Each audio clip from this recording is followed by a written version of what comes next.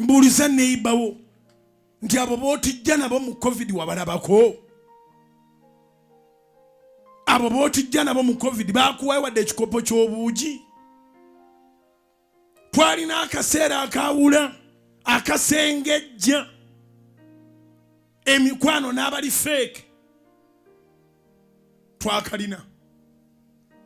Era bw'oba otunudde akasente ke twakolera mu covid abasobola okukola konna kaakola ebyamakulu kuba tewaaliwo kaseera kakusisinkana n'abali ez'obwereere. Era abantu bangi abaganiza nze covid sifunangako bintu birungi nga benafuna mu covid anti abayaaye baabasibira ewaka. Bw'abanga ofunye sente zikola kya mugaso. Entone ewaka zaali zimala. Kati buli muntu agamba sente zibuze naye kebera ensaasaanyayo efaanagana ne yaliwo mu covid.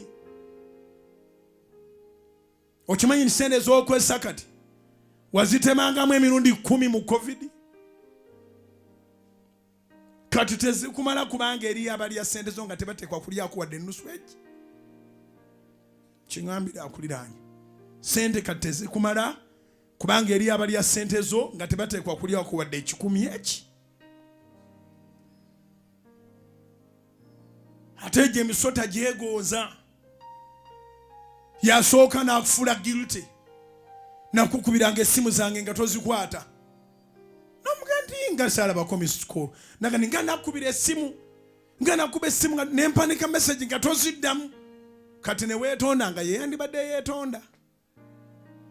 N'atandikira we yakoma okukufiiriza.